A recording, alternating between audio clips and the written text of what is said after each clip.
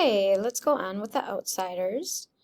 The most important thing to remember from the last time we read was that there was a fire at the church, and Pony Boy and Johnny went inside to save some little kids. And they must have gotten hurt because they both had to go in an ambulance. And they're going to the hospital, and we know that Pony's back was on fire. Okay, let's get going. We put it out before you got burned. That jacket saved you from a bad burning. Maybe saved your life. You just keeled over from smoke. Let's say that I don't know this next word. I'm going to use the word identification strategy. And I'm going to take off the prefix, which is in, and then the suffix, which is shun, D-I-O-N, and then I'm left with H-A-L-A. And I know from my rules of 2s and 3s, I'm going to put together 3 letters, H-A-L, because it starts with a consonant, and then I'm left with the A. So if I sound it out, it'll be in, hal, a, shun, inhalation. You just keeled over from smoke inhalation and a little shock, of course. That slap on the back didn't help much. I remembered who he was then. Jerry somebody or other, who was too heavy to get in the window. He must be a school teacher, I thought. Are you taking us to the police station? I was still a little mixed up as to what was coming off. The police station? It was his turn to be surprised. What would we want to take you to the police station for? We're taking all 3 of you to the hospital. I let his first remark slide by. Are Johnny and Dally all right? Which one's which? Johnny has black hair, Dally's the mean-looking one. He studied his wedding ring. Maybe he's thinking about his wife, I thought. I wish he'd say something. We think the tow-headed kid is going to be all right. He burned one arm pretty badly, though, trying to drag the other kid out the window. Johnny, well, I don't know about him. A piece of timber caught him across the back. He might have a broken back, and he was burned pretty severely. He passed out before he got out the window. They're giving him plasma now. He must have seen the look in my face, because he hurriedly changed the subject. I swear, you 3 are the bravest kids I've seen in a long time. First, you and the black-haired kid climbing in that window, and then the tough-looking kid going back to save him. Mrs. O'Brien and I think you were sent straight from heaven, or are you just professional heroes or something? Sent from heaven? Had he gotten a good look at Dallas? No, we're greasers, I said. I was too worried and scared to appreciate the fact that he was trying to be funny. You're what? Greasers, like hoods. JDs. Johnny is wanted for murder, and Dallas has a record with the fuzz a mile long. Are you kidding me? Jerry stared at me as if he thought I was still in shock or something. I'm not. Take me to town and you'll find out pretty quick. We're taking you to the hospital there anyway. The address card in your billfold said that was where you lived. Your name's really Pony Boy? Yeah, even on my birth certificate. And don't bug me about it. I felt weak.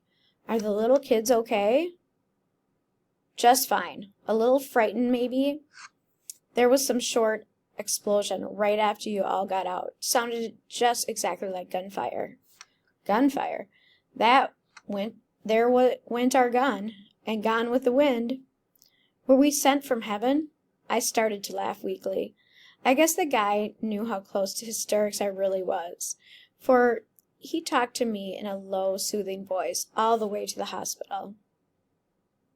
I was sitting in the waiting room, waiting to hear how Dally and Johnny were. I had been checked over, and except for a few burns and a big bruise across my back, I was all right. I had watched them bring Dally and Johnny in on stretchers.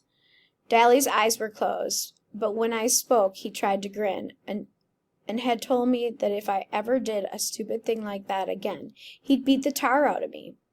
He was still swearing at me when they took him on in. Johnny was unconscious. I had been afraid to look at him, but I was relieved to see that his face wasn't burned.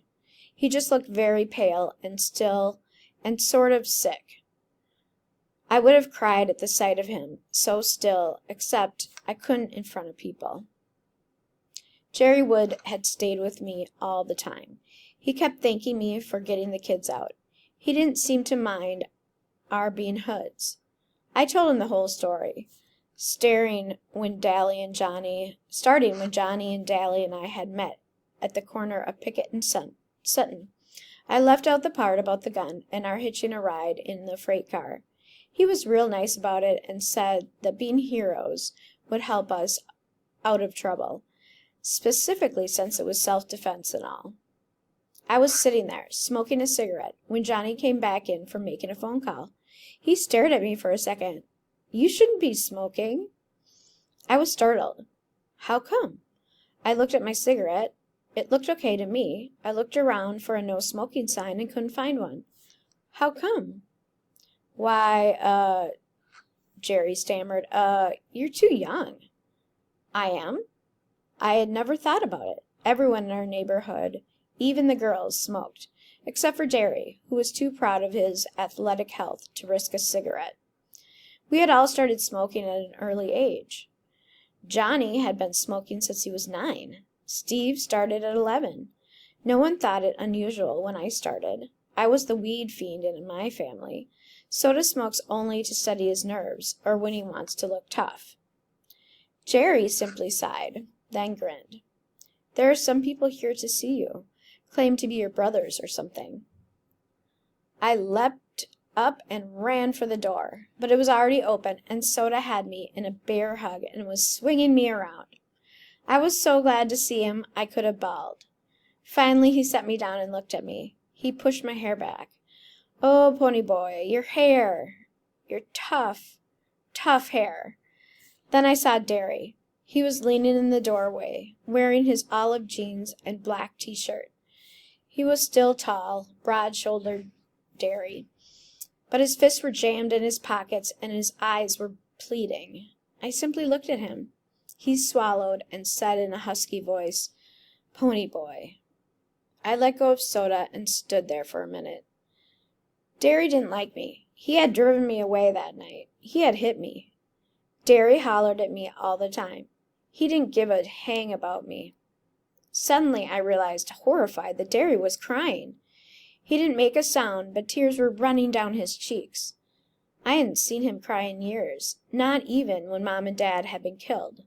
I remembered the funeral. I had sobbed in spite of myself. Soda had broken down and bawled like a baby, but Derry had only stood there, his fists in his pockets, and that look on his face, the same helpless, pleading look that he was wearing now. In that second, what Soda and Dally and Two-Bit had been trying to tell me came through. Derry did care about me, maybe as much as he cared about Soda, and because he cared, he was trying too hard to make something of me. When he yelled, "Pony, where have you been all this time?" he meant, "Pony, you've scared me to death. Please be careful, because I couldn't stand it if anything happened to you." Derry looked down and turned away silently. Suddenly, I broke out of my daze. "Derry!" I screamed, and the next thing I knew I had him around the waist and was squeezing the daylights out of him. "Derry," I said, "I'm sorry." He was stroking my hair, and I could hear the sobs racking him as he fought to keep back the tears.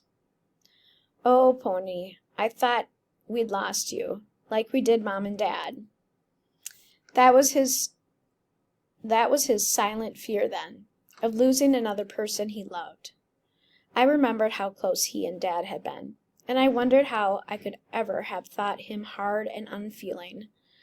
I listened to his heart pounding through his t-shirt and knew everything was going to be okay now. I had taken the long way around, but I was finally home to stay. All right, it's time for you to make that response.